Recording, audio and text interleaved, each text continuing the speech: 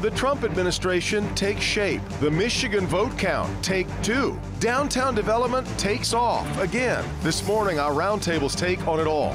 And she left the anchor desk to take on a new fight, legalizing marijuana. Anquinette Jamison-Sarfo is here to talk about it. Today is Sunday, December 4th, 2016, and this is Flashpoint. Hi, welcome to Flashpoint. It has been almost 4 weeks since we cast our ballots at the polls. They counted them that evening, and in our case, well into the next morning. So let's count them again. Really? No one seems to think that a 3-state recount has any chance of changing the outcome, but it's all coming at the directive of the Green Party candidate who barely registered on the vote meter herself. It's going to cost millions of dollars. Does it make any sense at all? Well, surely Team Trump doesn't think so, though their refusal to endorse the results before the election doesn't really help their argument now. But what do we do? We're going to talk about that this morning, and we'll also run down what we've seen so far of the Trump administration. And say what you will, he's got 1,000 jobs he can brag about this week. Speaking of jobs, more and more of them headed to downtown Detroit with a big week of announcements. We're going to talk about that too. And then we're going to dig into the weed wars. More than half of the states now recognize marijuana as medicine, and of course that includes Michigan, but it still feels rather shady. If we're supposed to treat it as a serious medicine, the neon green storefronts may not help. We also recently found that one Michigan doctor has written nearly 12,000 prescriptions for marijuana. That's about 14% of the state's total. And when you pick up your prescription for, say, Lipitor, it's a reliable dosage in a reliable strength. No one would argue that about the array of pot brownies and cookies and candy bars. Is this really medicine, or is it just a weak front for recreational use? My guest this morning is the new face of marijuana legalization in Michigan. Anquinette Jamison will be here. It's all this morning on Flashpoint.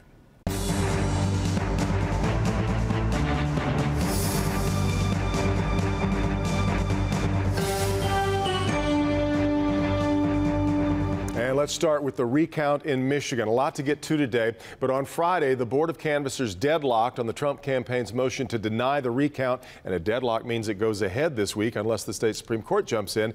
Let's talk about it. Good to have with me this morning attorney Reggie Turner back with us again. Detroit Free Press columnist Nancy Kaffer is with us. Frank Beckman here. It's been a while since Frank's been with us. Good to have him back from WJR. And Henry Payne, columnist and political cartoonist for the Detroit News. And Frank, let me start with you because your listeners know that you don't have a whole lot of patience for this whole recount idea. Seems a strange thing to you.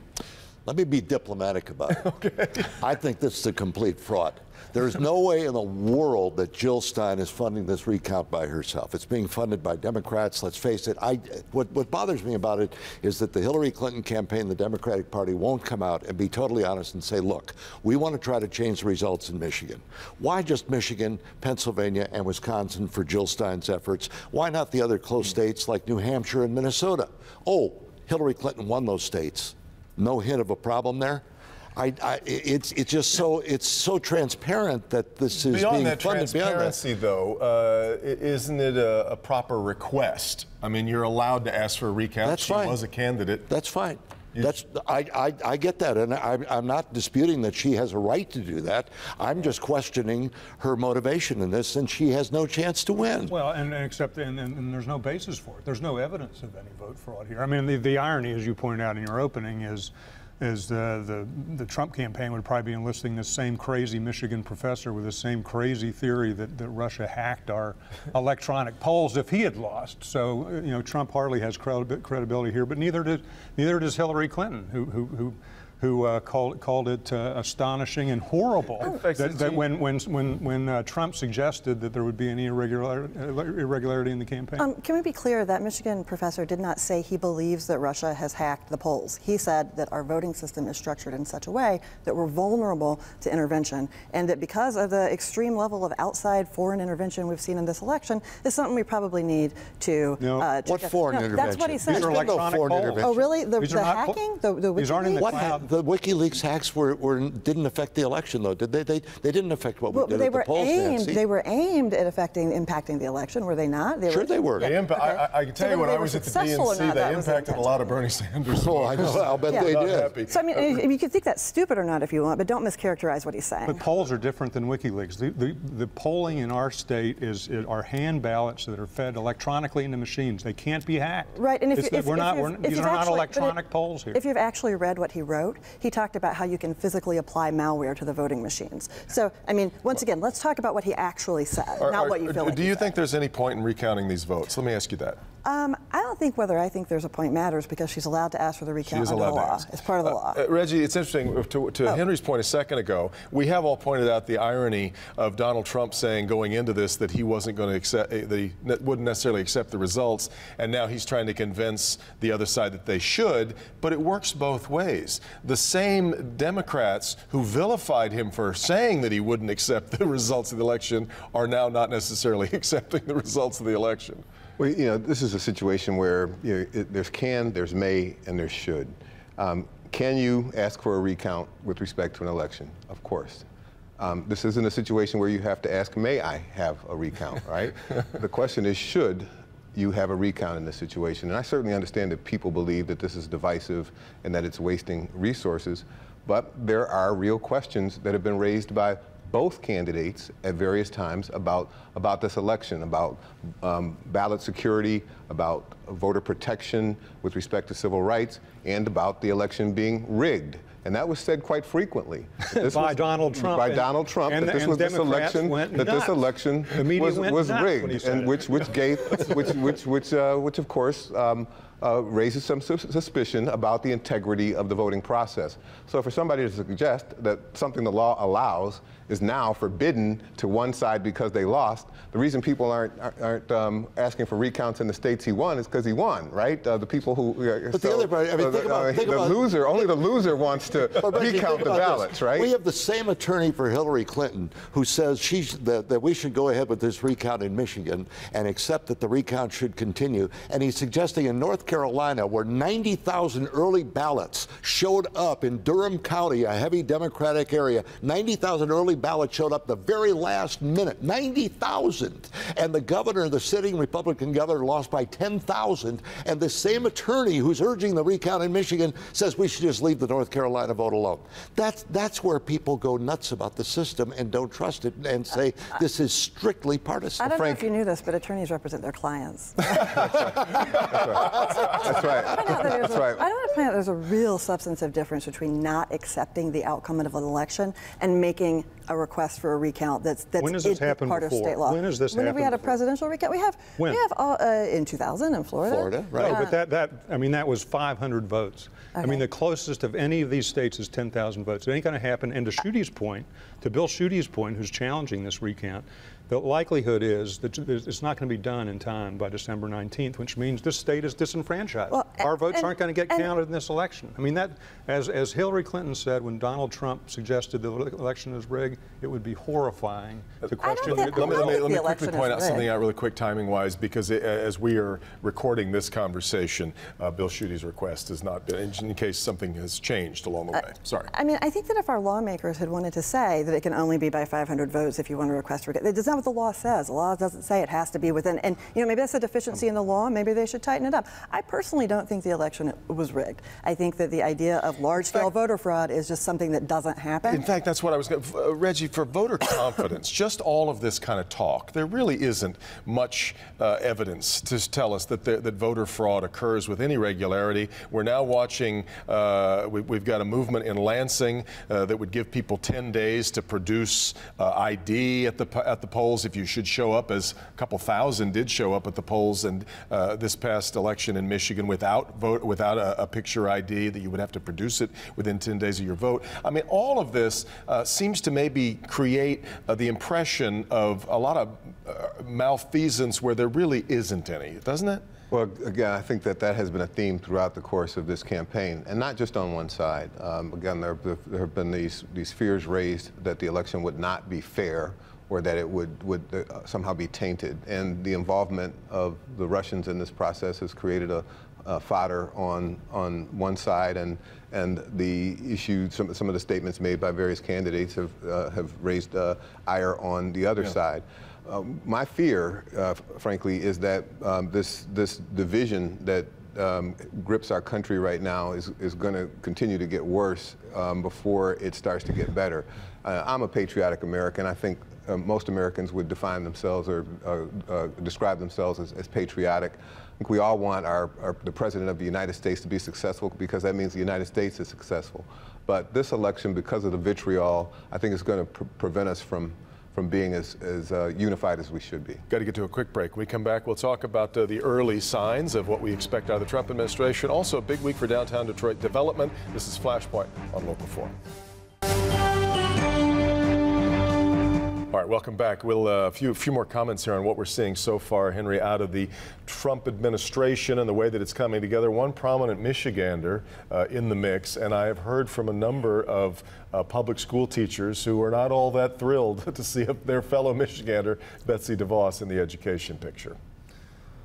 Well, and I mean, I like what she stands for. I mean, and Nancy and I are big charter school fans. I mean, we like the idea of competition in cities like Detroit and across the country. But, you know, education, I mean, what always makes me nervous about these appointments is that education's a local issue. And the more you call attention to the education department, in my opinion, the less it takes away from our localities and really the good competition that goes on between states and exploring things like charter schools and tax credits and whatnot. I mean, I get a little nervous when we talk about the federal government and education too much. Nancy, one of the many things that you and Henry no doubt agree on. Literally everything. It's like we're the same person. So I think that folks who are watching Flashpoint might like to pick up the Sunday Free Press if they want to read more about what we think about Betsy DeVos's track record and her involvement in the charter lobby. Henry's not wrong in that I believe in high quality education for all kids. And your kid goes to a charter school. Thank you for bringing up my child on this television program on a Sunday morning. Yeah, education's a very personal thing. It's a personal choice. It absolutely is. My child wants to goes to a high performing charter, and what I want other families to have is the same option that I had, which is to choose a high performing school. But what we see over and over again in the charter landscape is that the charter schools that serve neighborhoods that people. I am much luckier than the average Detroiter. I have a higher disposable income. I have a car. I can drive my kid wherever he is the best school for him. I had an option of a good public school, a good charter, and a good private school that I could have afforded to pay for if I needed to. I had a lot of options. I want parents who don't have my advantages to have good, high-quality options by them. And unfortunately, what we've seen is that the charter schools, way too many charter schools in Detroit, underperform or perform exactly the same as the failing schools they were supposed to do better than with our dollars. And we see absolutely no appetite among the legislature, funded by the DeVos family, in enforcing standards for those schools. A couple years ago, but your paper did a pretty exhaustive search of where the charter school picture starts to fall apart. You can find it online. Some spots. Let me broaden things out a little bit, Frank. What appointment so far have you seen that troubles you the most, that you're concerned about? I'm concerned about Mitt Romney. It's not an appointment yet, but Mitt Romney as Secretary of State, I don't understand the consideration of Mitt Romney at all, for one. I love Mad Dog for Defense Secretary. I think that's the kind of tough mentality you need in that department. Even though that's going to take a waiver because he hasn't been out of the military long enough. Exactly right. But I think they can get that. What troubles me, though, is one thing that Donald Trump did with Carrier. Yes, he saved 1,000 jobs. I don't like the way he stepped in, though, and assumed that he knows what's best for American business. I think that's exactly what we have right now with the Obama administration, with giving these subsidies to companies like Solyndra and saying, oh, solar is the future of America and our energy system. You don't know that. And if you are that firm in your beliefs on that, then invest your own money. These companies that make investments, whether they go to Mexico or somewhere else, are doing it because they think it's best for all their employees and for their company and for their bottom line. And we ought to let these business people make their own choices. Quickly, Henry. Well, and on that point, I mean, meet the new boss, same as the old boss. I mean, we spent the last 4 years with Barack Obama haranguing businesses, calling them un-American and patriotic for going overseas because our capital gains tax is so high, our corporate gains tax is so high in this country. And here comes Trump, and he's doing the same thing. He's haranguing business for doing what is best for their business. And That's how this conversation started with Ford, wasn't right, it? exactly right. Over Mexico. Exactly right. And he'll bring those jobs back if he can change the tax structure and stop that double taxing of that 35% on foreign investments. Get rid of that, and you'll get those jobs back here in the U.S. I've just got a few minutes left here. Reggie, I wanted to get it. We had a lot of announcements coming this past week on things happening in downtown Detroit, speaking of business. And it's kind of remarkable to a lot of people that Dan Gilbert is now talking about us being out of office space and that we have to start thinking vertically and about building new buildings, which is something that 5 to 7 years ago, I couldn't imagine us having that conversation. Well, Dan Gilbert deserves a lot of credit for helping to create this environment in which there is great demand for office space and living space in downtown and midtown. So we should take our hats off to Dan Gilbert. We still have a lot of work to do in this town to improve the quality of life for all of the people of the city of Detroit. Yeah. Dan's work is giving us great assistance, but the neighborhoods need some focus as well. And I know Mayor Duggan is working hard to improve the quality of life in the neighborhoods. We've got to improve the schools. Our state has fallen from a top 20 state in education to a bottom 20 state in education over the course of the last 20 years. We need to fix that. And there have to be some solutions put into place that are data-driven solutions that have been proven to work in other states. There are states that have passed us by. We need to look at what they've been doing to improve the quality of education and duplicate it. And I got to leave it there. Thank you all very much for the conversation this morning. We won't go out for pancakes. Kumbaya on this in a moment. We come back. Former Channel 2 anchor Anquinette Jamison, now the new face of marijuana legalization in Michigan. This is Flashpoint on Local 4.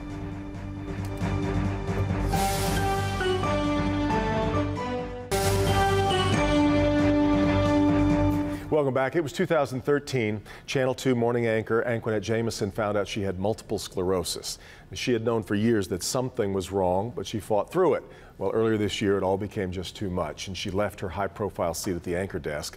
But she left with a new mission, and that's fighting for a better understanding of the medicine that has helped her fight the symptoms of MS, and that is marijuana. Very good to have with me Anquinette Jamison. Q is back on the air, and I know a lot of people are happy to see you on their television again this morning. We'll get to the marijuana component of this first, but I think a lot of people first would love to know how you're doing after you had to leave a job that you loved so much. Well, thank you for the invitation. Of course. And I'm okay.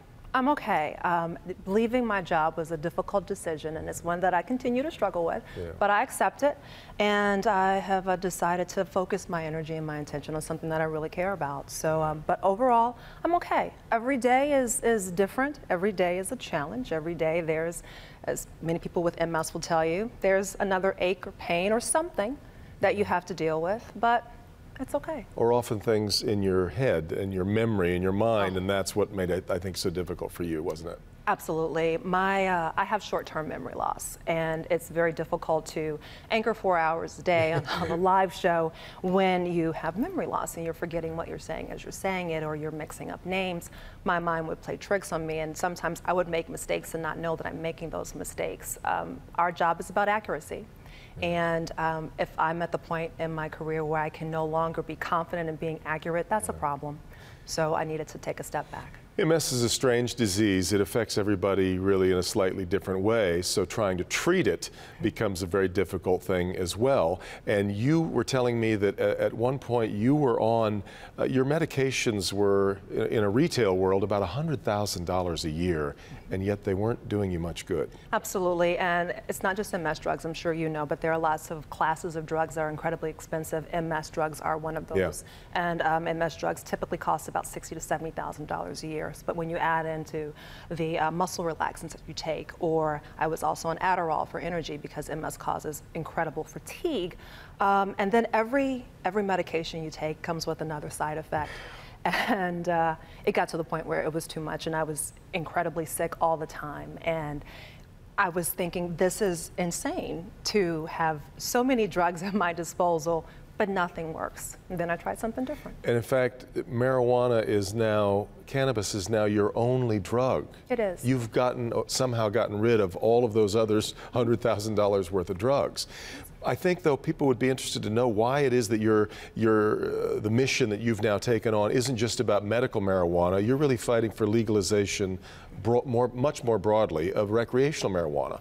How do you see the distinction between the two? Or don't you, maybe? Well, no, there's a distinction. But I believe that responsible adults have the right to make choices, make their own choices when it comes to their health care, when it comes to what they want to do recreationally.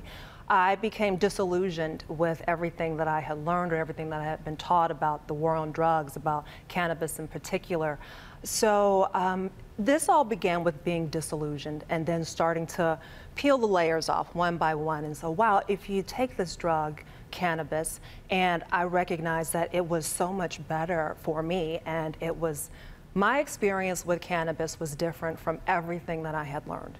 I had learned that drugs were bad and that this was an addictive substance. Sure. And once you start reading the information that is readily available all over the internet from reputable sources, you see that's not the case. And so then I started looking into the war on drugs, and I realized how ineffective it was. And then once I became open with being an MS patient, that's when people start telling you about their issues. And so then I started talking to people whose doctors, for whatever reason, will not even consider allowing them, writing the prescription for them to try cannabis, but they have no problem prescribing so many opiates that sometimes work and sometimes don't work, and have a much more higher risk of addiction. They have a much higher risk of accidental overdose. When you look at how many people in our country die every year from accidental overdoses, and even though they have taken the drugs as prescribed, but something in their body didn't work, and that is not the case when it comes to cannabis. Now, if I'm willing to accept that there are medical reasons, obviously, for us to have marijuana, which is the situation now in Michigan versus, say, what's going on in Colorado, a number of other states now after this past election, I think other people would say, okay, medicine's one thing, recreational is another. Do we really look like a society that needs another legalized drug, given how much misery has been caused by, say, alcohol? How do you address that? That's a valid point, and I would say that when you look at the deaths from alcohol every year, 40,000. When you look at the deaths from tobacco, 440,000. Yeah. When you look at the deaths for cannabis, 0. You cannot overdose on cannabis. So I understand that people say, let's not add something else into the mix. I would say, let's give people a safer choice. I'm curious as to Jeff Sessions is, of course, the Trump appointee for Attorney General. He said in a Senate hearing this past week, good people don't smoke marijuana. So even though we've seen this tide moving toward legalization, I'm wondering where you think we're headed now in the new administration. We're headed for scary times when it comes to cannabis legalization and other things too, but since we're talking about cannabis, that when Senator Sessions said that, I believe it was back in April, that's when I decided that I needed to say something, because I'm a good person and I know a lot of good people. And when I talk to my friends who have MS, we talk about the fact that we can't go on a vacation and take our medication, because that's a federal crime. So when I look at, I'm disappointed in Jeff Sessions, because this is a person who will be in charge of the laws of this land, and this is a person who has said things about the KKK being okay and all of this. So there's that. We'll see where all that heads. Thank you so much for spending time with us this morning. Great to see you and looking so well. Anquinette Jamison here. Meet the Press coming up next. Have a great week. We'll see you next time on Flashpoint.